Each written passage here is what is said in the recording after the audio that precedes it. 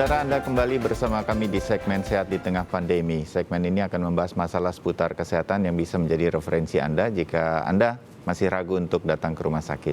Segera layangkan pertanyaan melalui Instagram Sapa Indonesia_Kompas TV atau bisa juga melalui line telepon interaktif saat segmen ini hadir. Nomor interaktifnya adalah 021 53 660 500. Hari ini kita sudah mengundang seorang dokter spesialis paru, Dr. Rizky Akaputra. Dr. Rizky, selamat pagi. Selamat pagi, Mas. Ya, salam sehat ya, Dok. Insya Allah, mudah-mudahan sehat selalu ya. Amin, sama-sama. Dr. Rizky, kita langsung ya akan bacakan pertanyaan dari netizen yang sudah hadir di Instagram Sapa Indonesia. Yang pertama ada @Cindy. Pagi dok, saya ingin bertanya, seminggu terakhir ini setiap malam saya mengalami radang tenggorokan disertai batuk dan ada sesak napasnya. Jika malam batuk kering, namun nanti kalau sudah subuh jadi batuk berdahak. Namun kondisi ini akan membaik, berangsur membaik sepanjang siang. Obat yang bisa saya konsumsi apa saja ya dok untuk mengatasi ini? Saya sudah konsumsi obat batuk biasa dan ada juga prednisol 1, 4 mg selama 1 minggu. Tapi kondisi ini tidak membaik. Nah, ini kenapa? Dokter Rizky, apa kira-kira dok diagnosanya? Silakan dok. Ya, oke. Jadi keluhannya dirasakan terutama pada malam hari ya. Jadi ada beberapa hal yang mungkin mesti diperhatikan nih sama Cindy ya.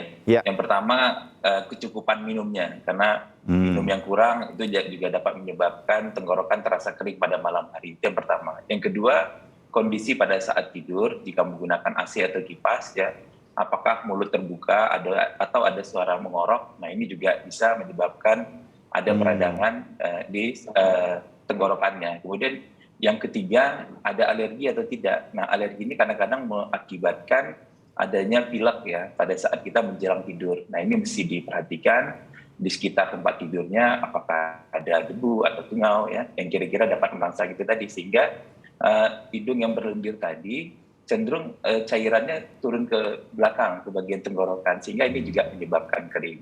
Nah, tentu saja kalau kita bisa memperhatikan hal-hal tersebut, kita bisa memperbaiki. Kalau misalnya minumnya memang yang kurang, ya ini bisa diperbaiki dengan minum yang cukup sebelum tidur. Kemudian yang kedua, kalau seandainya memang ada faktor alergi berada di sekitarnya, itu bisa disingkirkan. Dan pilek terus-menerus itu bisa dilakukan respiratory hygiene ya, seperti membersihkan hidung secara berkala dan kumur sebelum tidur, atau sikat gigi. Nah, mungkin yang perlu saya ingatkan adalah penggunaan methylprednisolone ya. Methylprednisolone itu adalah obat ya yang bisa diberikan dengan resep dokter. Penggunaannya tentu tidak sembarangan karena efek samping yang didapat tentu akan jauh lebih besar, apalagi penggunaannya itu dalam jangka panjang. Jadi saya sarankan methylprednisolone-nya di stop, tetapi yang perlu diperhatikan adalah bagaimana menjaga kebersihan saluran nafasnya. Begitu, Mas Timothy. Baik, mudah-mudahan Cindy mendengarkan dan mendengarkan saran dari Dr. Rizky tadi ya. Oke, dok, yang kedua netizen dari Nadia, @NadiaDL. Pagi dok, saya mau minta usulan. Adik saya saat ini sedang sakit luka paru-paru. Kami sudah bawa ke dokter di puskesmas, hanya dicek dengan stetoskop dan diberikan obat, tidak ada perubahan. Apakah adik saya perlu saya bawa ke rumah sakit untuk radiologi? Terima kasih. Nah, sarannya dok? Ya. Nah, ini luka paru-paru ini mungkin kita samakan persepsi ya. Maksudnya apakah ini ada batuk dengan darah, batuk disertai darah. Kalau batuk disertai darah, ini penyebabnya kan cukup banyak dan cukup luas ya. Tapi kalau melihat usianya yang muda, ya kemungkinan bisa jadi itu merupakan salah satu tanda infeksi. Tetapi yang perlu diingat adalah batuk disertai darah ini kita harus menghitung atau melihat berapa banyak jumlahnya. Karena semakin banyak jumlahnya, maka ini merupakan salah satu kegawatan di paru yang mesti kita tangani segera, sehingga membutuhkan perawatan lebih lanjut di rumah sakit. Saya rasa untuk melihat atau mengetahui apa diagnosisnya atau apa penyakit yang diderita yang mengakibatkan batuk darah tadi memerlukan beberapa pemeriksaan penunjang lain, contohnya seperti pemeriksaan radiologi, pemeriksaan dahak, nanti setelah menuju ke rumah sakit. Saya rasa bisa mengunjungi rumah sakit terdekat. Mungkin begitu, Mas. Ya, lebih baik cepat diperiksa supaya lebih jelas ketahuannya ya, Dok. Oke. Iya, tapi mungkin yang perlu saya ingatkan juga ya, kondisi batuk darah ini yang perlu adalah jangan sampai panik ya, karena pada saat batuk darahnya banyak itu tidak ada masalah ya, biarkan darahnya keluar ya, kalau makin banyak ya segera ke rumah sakit saja. Jangan sampai panik ya, yang mengakibatkan justru penyumbatan saluran nafasnya. Oke, terima kasih, Dok. Nah, yang ketiga netizen berikutnya adalah @seli_flasi23. Seli lah kita panggilnya. Selamat pagi, Dok. Sejak Jumat malam saya mengalami demam tinggi dan sesak napas yang disertai batuk tidak berdahak. Saya tidak pernah punya riwayat sesak napas ini sebelumnya. Sampai saat ini ditambah dengan mual ketika makan maupun melihat, mencium makanan apapun. Yang anehnya, demam, sesak napas, dan mual ini bergantian dan hilang timbul. Saya sudah minum paracetamol, obat sesak napas, dan obat anti mual, namun tidak ada perubahan. Saya ini kenapa ya, Dok? Nah, kenapa nih, Dok, kalau dari diagnosa melalui cerita seperti ini?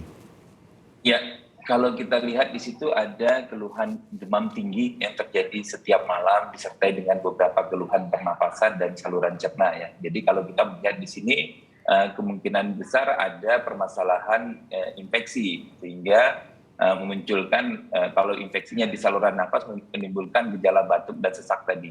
Sedangkan mual dan muntah itu juga bisa disebabkan karena adanya infeksi. Nah, saya rasa ini juga membutuhkan perawatan atau kunjungan ke rumah sakit untuk mengetahui ini infeksinya apakah di saluran nafas atau di saluran cerna. Nah, penggunaan paracetamol dan obat-obat batuk itu hanya menghilangkan gejala, tetapi tidak menghilangkan penyebab dari keluhannya tadi.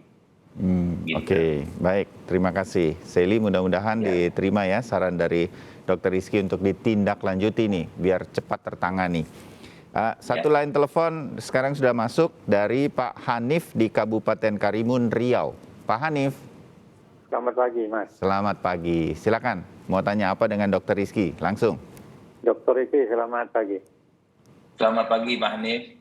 Jadi gini, ada boleh katakan keluarga lah. Dia itu dinyatakan dokter beberapa tahun yang lalu itu kena TB, Dok.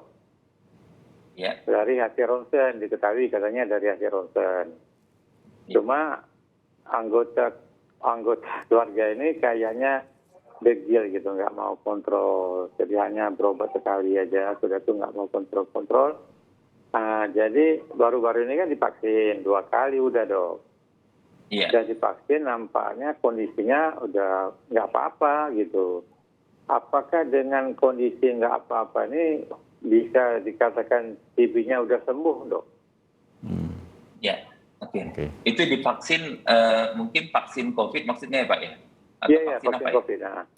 Oh, vaksin COVID. Ya, jadi kalau pengobatan TB itu berlangsung paling tidak sekitar 6 bulan, ya Pak ya. Jadi pengobatannya mesti rutin.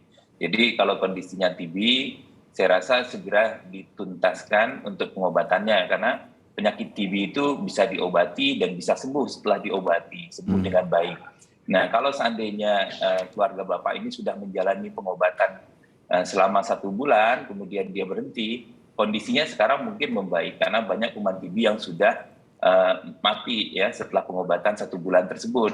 Nah, oleh karena itu mungkin mesti dilihat lagi karena ini masih mengandung resiko dan masih belum sembuh untuk TBC-nya itu sendiri, sehingga saya rasa perlu mengunjungi dokter yang mengobati sebelumnya untuk mendapatkan pengobatan lanjutan. TB-nya sendiri saat ini belum dinyatakan sehat dan masih berpotensi untuk menularkan anggota keluarganya. Jadi jangan sampai nanti kerusakan di parunya makin bertambah. Jadi saya rasa bisa didorong keluarganya untuk menjalani pengobatan TB tersebut sekaligus mencari kira-kira siapa yang kontak dengan keluarga tersebut untuk diobati sekalian kalau memang sudah terkena TB juga. Saya rasa kita bisa bersama-sama nih Pak untuk menuntaskan penyakit TB ya di Indonesia. Karena kesadaran dari keluarga untuk berobat dan menyelesaikan pengobatan TB tentu saja itu sangat baik untuk melenyapkan TB dari Indonesia. Oke. Ya, mudah-mudahan Pak Hanif bisa mengajak saudaranya untuk cek lagi Mudah-mudahan betul-betul sudah sembuh, tapi berdasarkan pengalaman ya harusnya dituntaskan sehingga betul-betul tuntas. Amin. Mudah-mudahan begitu. Dr. Rizky, terima kasih jawaban-jawabannya untuk netizen dan juga line telepon interaktif hari ini. Kita ketemu lagi di kesempatan yang lain. Salam sehat, Dok. Selamat bertugas lagi. Salam sehat. Amin.